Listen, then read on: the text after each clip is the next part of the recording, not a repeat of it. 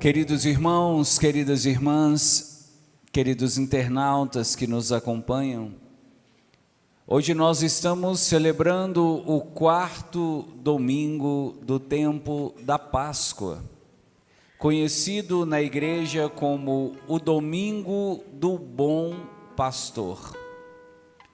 E se você me pergunta, padre, por que esse domingo é chamado o Domingo do Bom Pastor?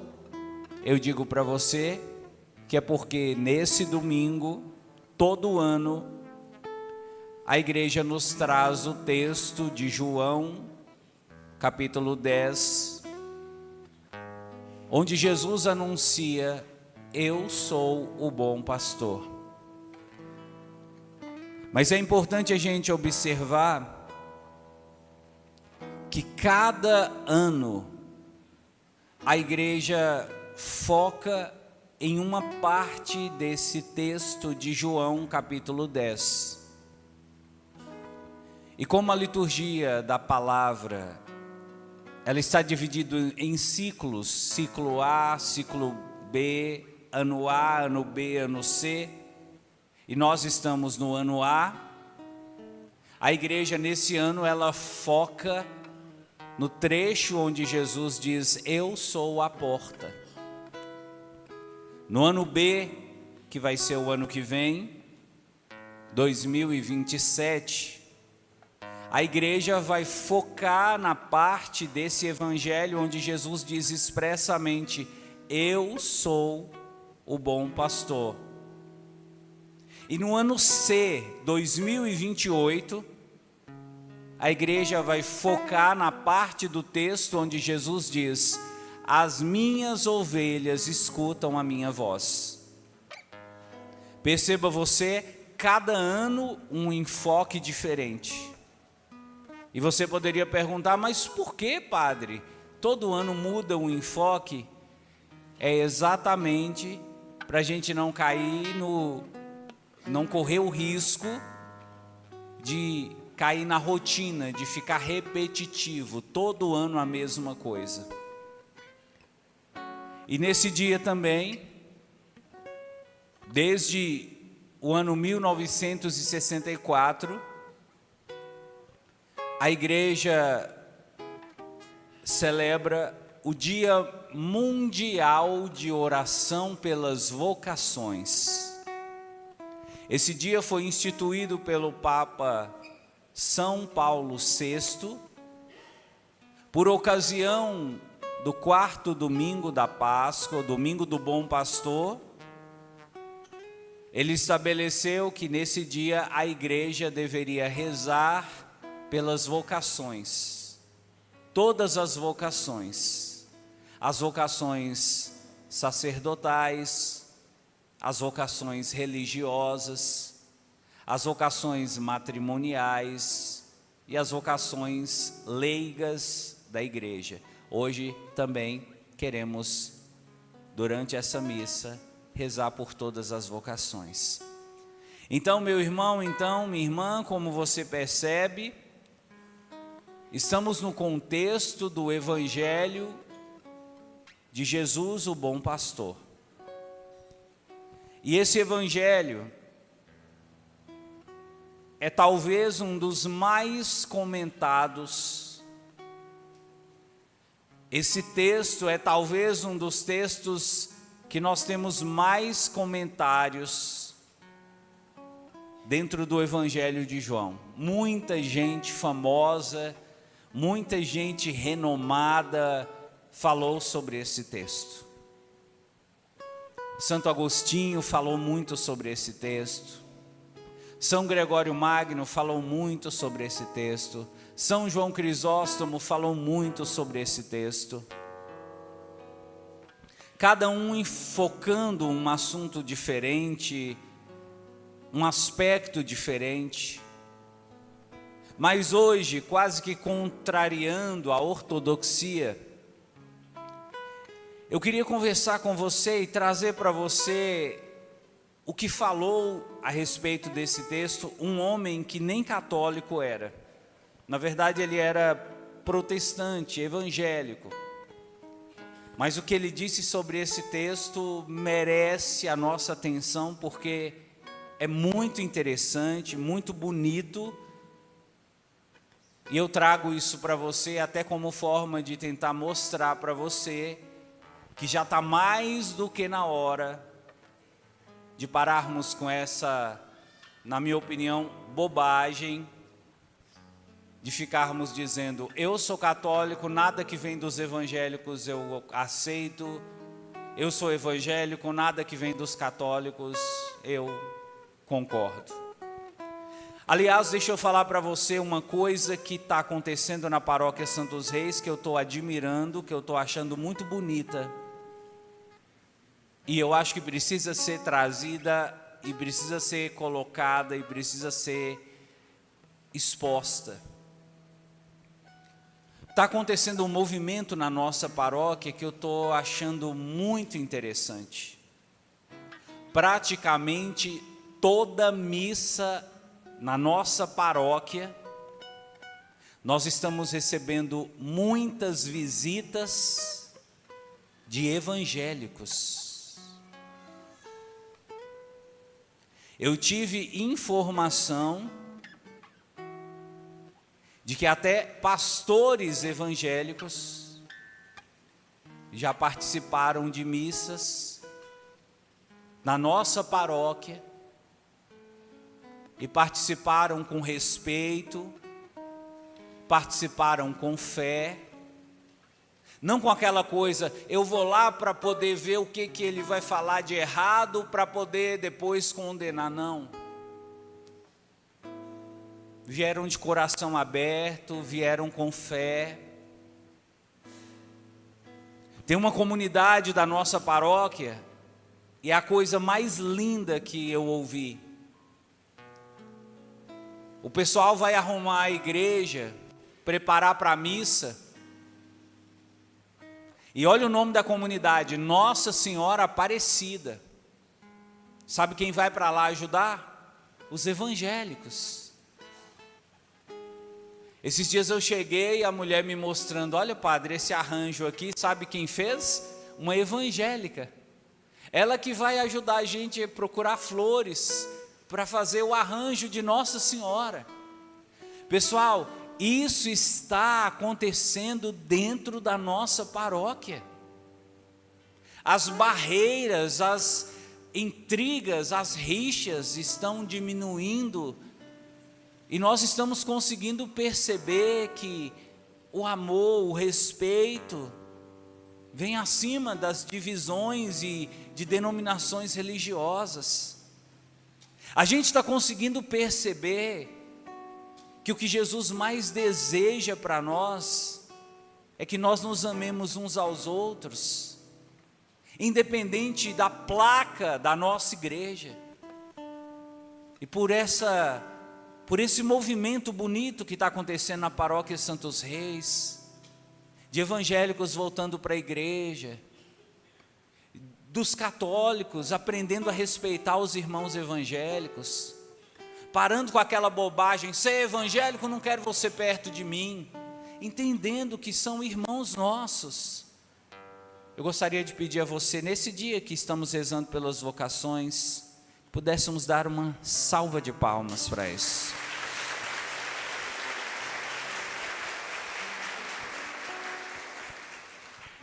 Esse autor que eu trouxe para a gente conversar,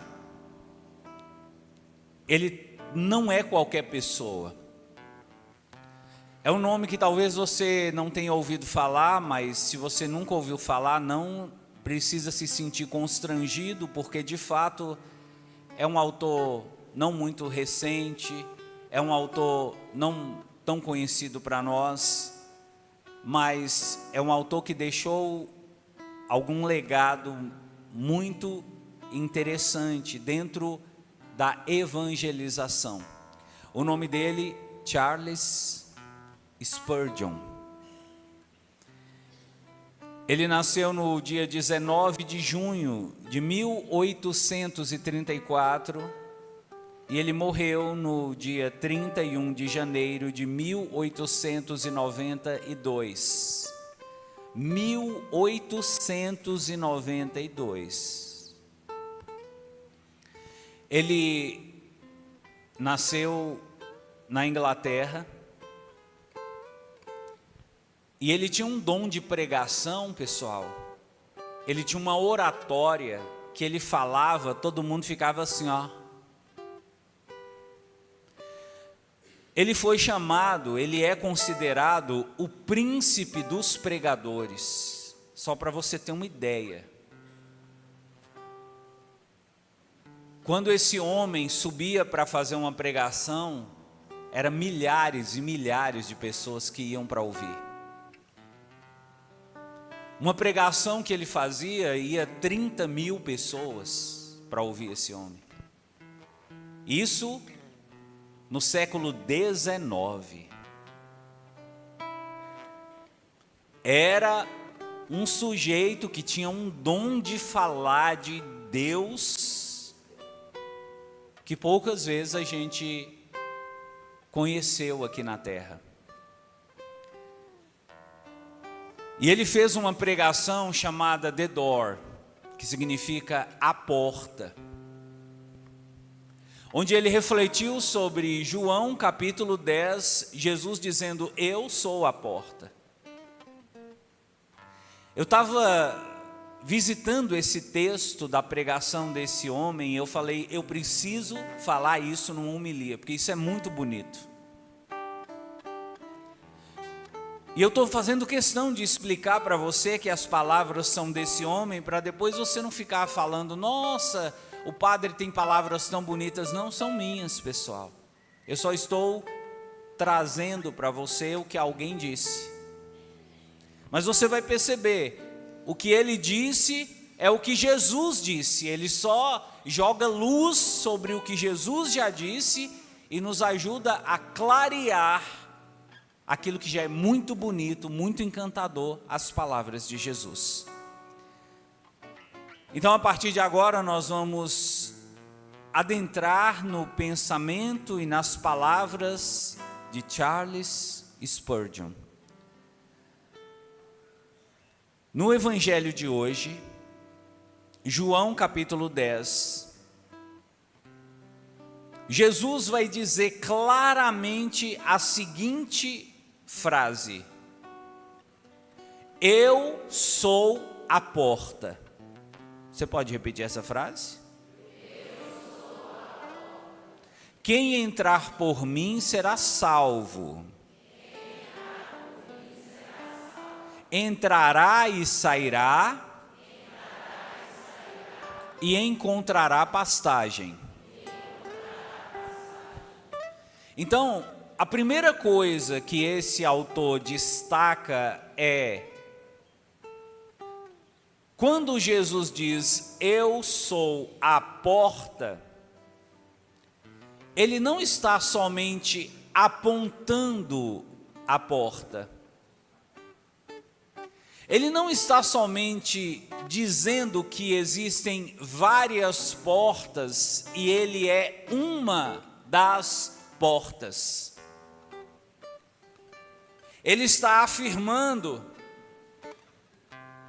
que para chegarmos a Deus, isto é, para acessarmos o reino de Deus, isto é, para entrarmos no céu. E aqui eu pergunto a você, quem aqui deseja entrar no céu? Diga amém. Só existe uma porta, só existe um jeito, só existe um acesso, e o acesso é Jesus.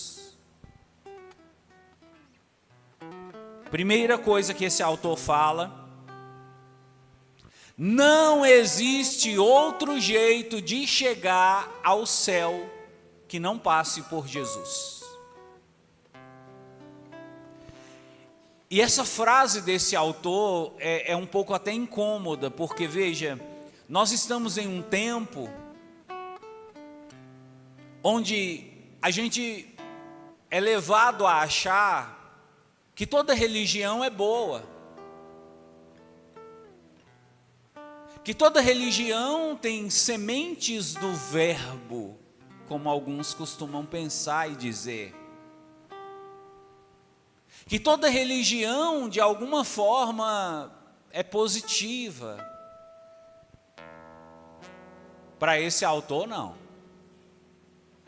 Para esse autor, só uma religião conduz à salvação. Todas as outras são falsas, todas as outras são mentirosas, todas as outras nos levam ao erro, ao engano. Somente uma religião nos conduz a Deus verdadeiramente, a religião cristã, que tem Jesus Cristo como o acesso, como a porta que nos leva a Deus. Quem concorda com isso, dá uma salva de palmas para Jesus.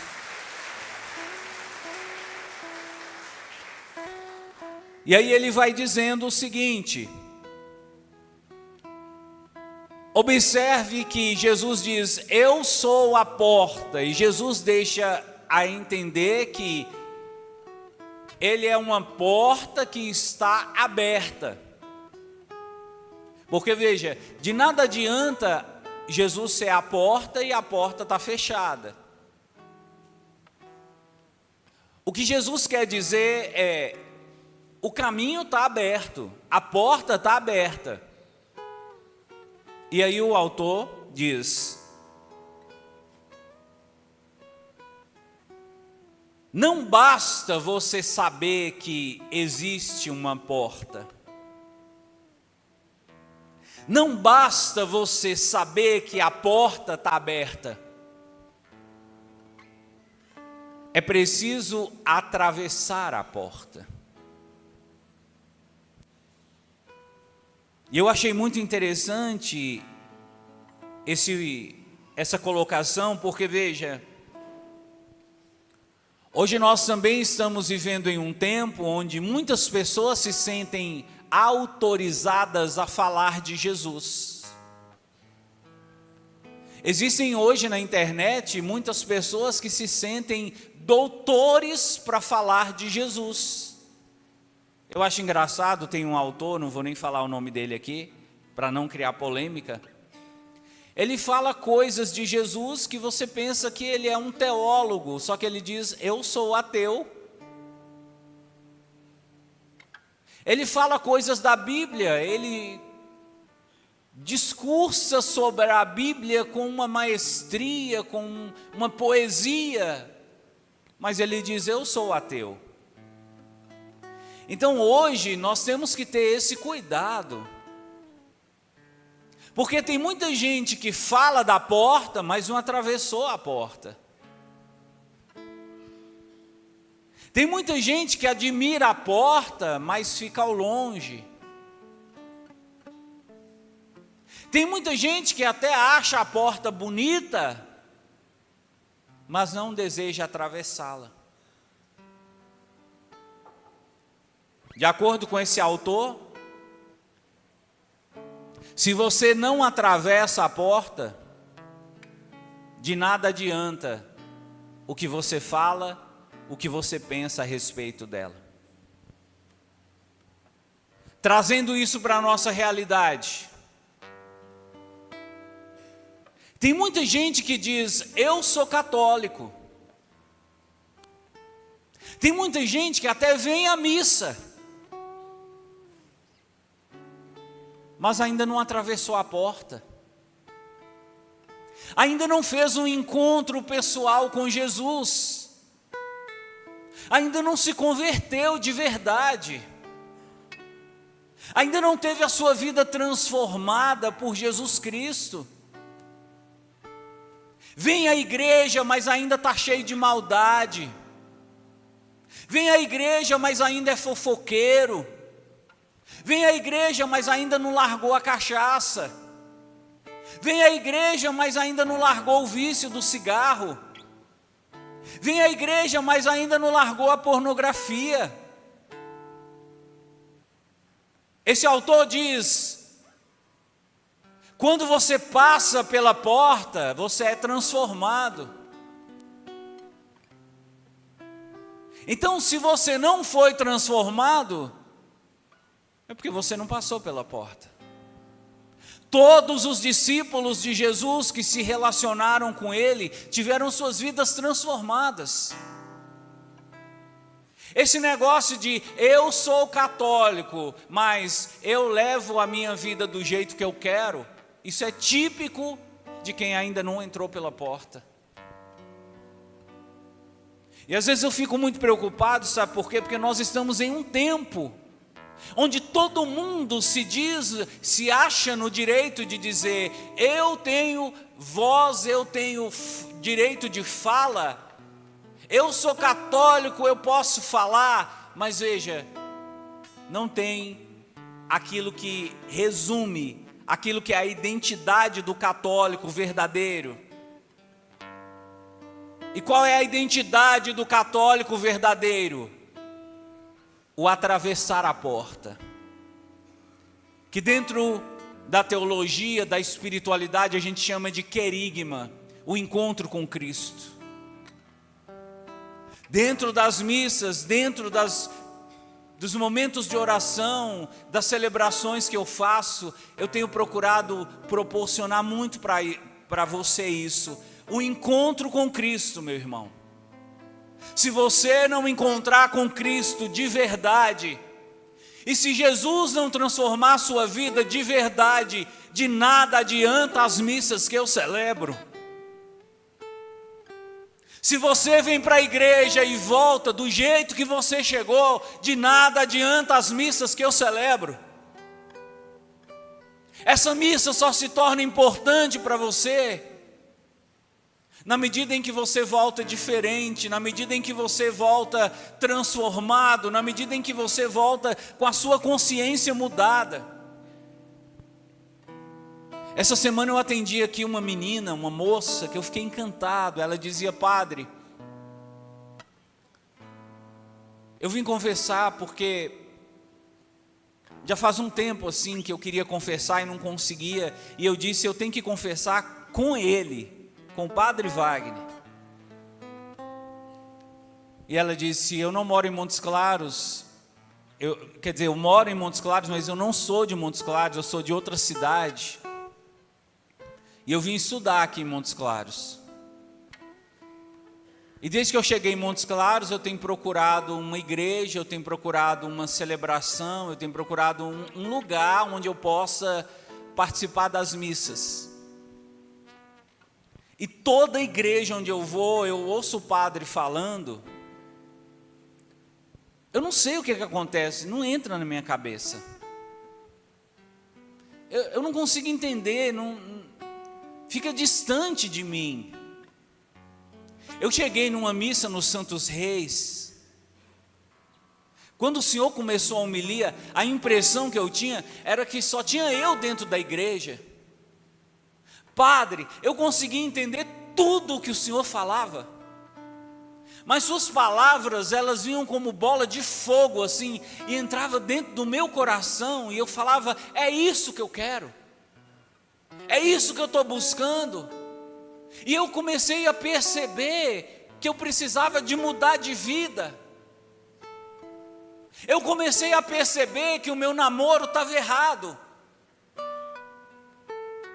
Eu fazia coisas com meu namorado que eu sabia que Deus não gostava. E eu chamei meu namorado e falei para ele, eu não quero mais viver um namoro de pecado, vamos mudar. E o meu namorado disse, para mim não é pecado. E eu disse, pois então, como diz o padre Wagner, muquiça, você fica aí que eu vou para a igreja. Dá uma salva de palmas para essa menina.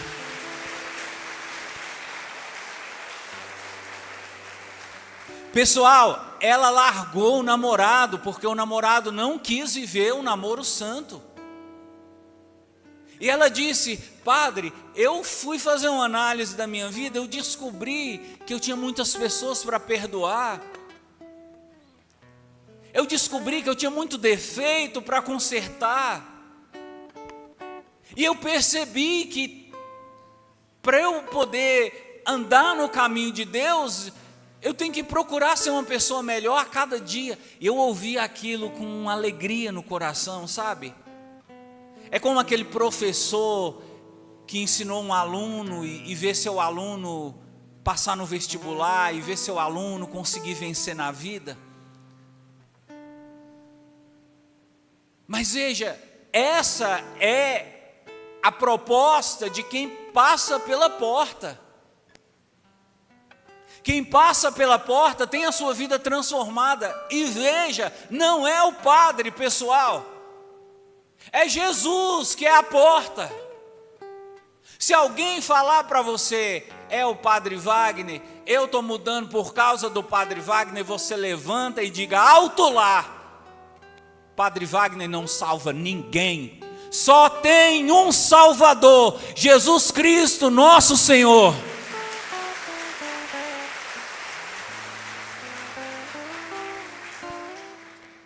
Mas vem, compadre, o autor continua dizendo, por que nós devemos passar por essa porta? Qual a vantagem de entrar por essa porta? Se às vezes ficar do lado de fora parece ser tão cômodo, se às vezes ficar do lado de fora parece ser tão legal, parece ser tão interessante, aqui do lado de fora tem tantas festinhas, tem tantas coisas agradáveis, tem tantos prazeres, tem tantas coisas que o mundo oferece. O autor diz, sabe por que você deve entrar por essa porta o mais rápido possível? É porque essa porta te oferece segurança. Jesus diz, quem entrar será salvo. E você diz, como assim será salvo? E Jesus responde, aqui não é nem o autor, é Jesus respondendo. Chegará o dia em que uma grande catástrofe virá sobre a terra. E quem estiver do lado de fora da porta vai se perder, será destruído, será condenado. Quem estiver do lado de dentro da porta será salvo. Então, entrar pela porta é a única maneira de você garantir a sua segurança. A gente está ouvindo falar, eu não sei se você está ouvindo falar, de que os bilionários, e quando a gente fala de bilionários, nós estamos falando de gente que tem muito dinheiro, tipo Mark Zuckerberg, o dono do Facebook, da Meta, e muitos outros desses grupos do Vale do Silício, lá nos Estados Unidos. Sabe o que eles estão fazendo, pessoal? Eles estão construindo casas, verdadeiras mansões, sabe onde? Debaixo da terra. A gente chama de bunkers subterrâneos. E se você perguntar, ô padre, por que eles estão construindo casas embaixo da terra? Eu te pergunto, meu irmão, minha irmã, por que será que um bilionário vai querer construir casa embaixo da terra? O que será que ele sabe que você não sabe? Ele sabe que a humanidade está se armando para uma guerra. Ele sabe que uma grande destruição qualquer hora vai chegar. E ele sabe que quem ficar em cima da terra provavelmente vai morrer. Ele sabe. Agora, o que ele não sabe é que ficar com casa embaixo da terra talvez não vai salvá-lo. Ninguém falou para ele que será salvo apenas quem entrar pela porta, não é quem construir bunker. Ninguém falou para os bilionários que a salvação é garantida não por muralhas, não por esforço humano, não através de contenção com muros, com concreto, com chumbo, com aço, com ferro. O que vai garantir a salvação, o que vai garantir a sua segurança, é entrar pela porta. E aí eu pergunto para você, qual a segurança que você está dando para a sua vida, para a sua família? Você acha mesmo que somente colocar arame farpado no muro da sua casa, colocar cerca elétrica, colocar alarme, colocar câmera de segurança vai te proteger?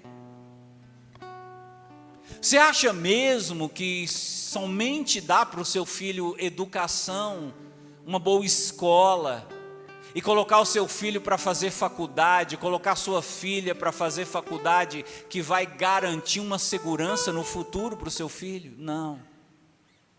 Se o seu filho, a sua filha não entrar pela porta, ela vai perecer, ele vai perecer do mesmo jeito. Precisamos entrar pela porta o mais rápido possível. Não podemos deixar para amanhã, não podemos deixar para depois. É hoje, é agora, e a porta é Jesus. Voltar para Jesus o mais rápido possível, porque Ele é o único que pode nos salvar. Pessoal, vocês viram o que aconteceu ontem à noite lá nos Estados Unidos? Você teve notícia do que aconteceu, sim ou não, lá em Washington, sim ou não? Uns disseram sim, outros disseram não. Deixa eu te contar então o que aconteceu rapidamente, só para você ter uma noção de como é que anda o mundo. Ontem à noite teve um jantar, isso foi ontem, viu pessoal? Ontem à noite teve um jantar muito importante lá em Washington, nos Estados Unidos. Esse jantar, ele foi programado para autoridades, para representantes da mídia, para políticos, e o presidente Donald Trump estava nesse jantar. Então era um jantar de altíssimo nível. Era um jantar com um nível de segurança muito avançado. Pois você acredita que nesse jantar entrou um homem armado e começou a dar tiro?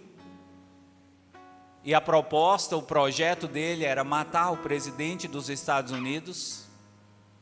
E esse homem começou a atirar, e o povo começou a correr, e tiveram que tirar o presidente às pressas, todo mundo saiu correndo.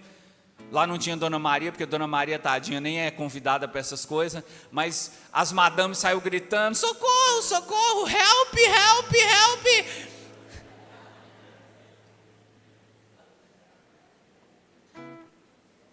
Você está vendo como é que está o mundo, pessoal? Inclusive nas esferas mais elevadas, nos lugares mais chiques, com as pessoas que têm mais dinheiro, não tem segurança, não tem lugar seguro, não tem mais onde se esconder. Somente quem entrar pela porta será salvo. Então faz uma coisa, pega a sua família, entra pela porta e fica lá. Porque Ele, Jesus Cristo, é a nossa única salvação, é a nossa única proteção, é o Salvador da nossa vida.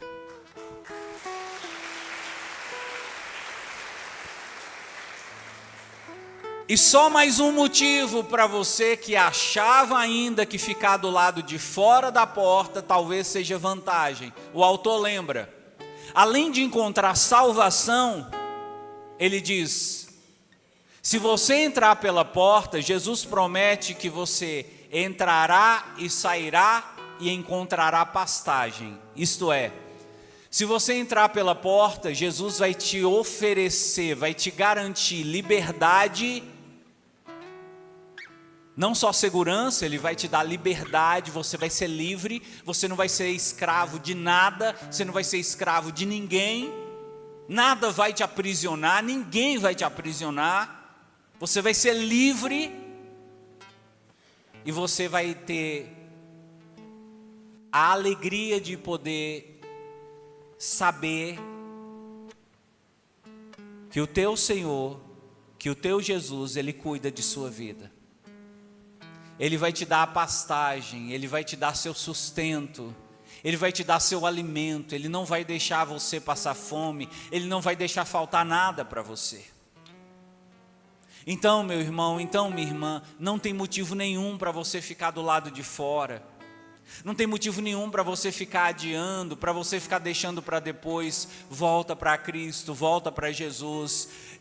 Entra por essa porta o mais rápido possível, entrega a sua vida para Jesus, aceita Jesus como seu Salvador, aceita Jesus como Deus da sua vida e fala: Jesus, eu vivi longe do Senhor, mas agora eu quero estar perto. Jesus, eu vivi distante, mas agora eu quero ser íntimo do Senhor. Eu vivi nas trevas, mas agora eu quero viver na luz. Jesus, eu vivi na escuridão, mas agora eu quero viver no teu reino.